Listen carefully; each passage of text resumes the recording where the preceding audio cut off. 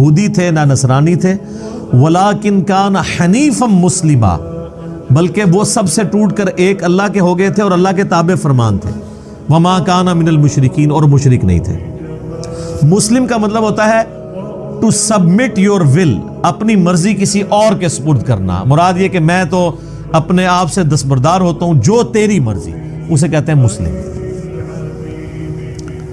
بل ملت ابراہیم حنیفا وما کان من المشرکین، پیروی کرو ابراہیم علیہ السلام کی ملت کی جو مشرک نہیں تھے۔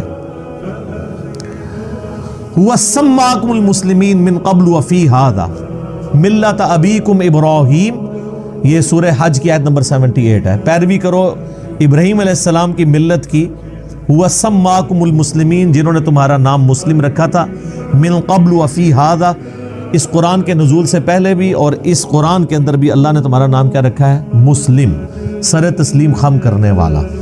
اور یہ واحد مقام ہے سورہ حج کا جہاں پہ مسلم ایز اے ورڈ استعمال ہوا ہے، ایز اے اسم۔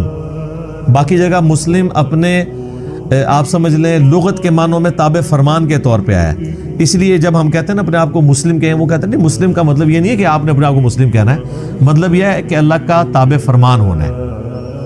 یا ایھا الذین آمنوا اتقوا اللہ حق تقاتہ ولا تموتن الا وانتم مسلمون، اے ایمان والو اللہ کا تقوی اختیار کرو جیسا کہ حق ہے، اور دیکھنا تمہیں موت نہ آئے مگر تم مسلم مرنا، یعنی اللہ کے تابع فرمان مرنا، اللہ تعالیٰ کی اطاعت میں تمہیں موت آئے۔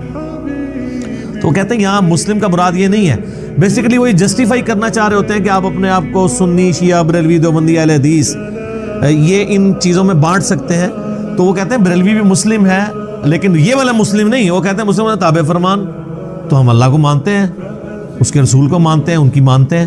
دیوبندی بھی یہی کہیں گے، اہل حدیث بھی۔ تو یہ جو سورۃ الحج کی آیت نمبر 78 ہے نا، ہوا سماکم المسلمین من قبل وفی ھذا، اس نے تمہارا نام مسلم رکھا ہے اس قرآن کے نزول سے پہلے، اور اللہ نے اس کتاب میں تمہارا نام مسلم رکھ دیا، یعنی ہم ابراہیمی ہیں، ابراہیم نے ہمارا نام بھی، ہوا سماکم، تمہارا اسم۔ وہ جب ہم بھی کوئی اس طرح کی اور آیت پیش کریں نا، ربما یود الذین کفروا لو کانوا مسلمین، کافر قیامت والے دن یہ خواہش کریں گے کاش ہم دنیا میں مسلم ہوتے۔ وہ کہتے ہیں اس سے مراد مسلمان ہونا نہیں ہے، آپ اندازہ کریں کہ مسلمان کو مسلمان کہلاتے ہوئے شرم آتی ہے۔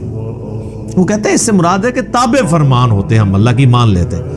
تو اس حوالے سے قرآن میں صرف ایک ہی آیت ہے جو ان کا منہ بند کر سکتی ہے، ہوا سماکم المسلمین، سورۃ الحج آیت نمبر 78۔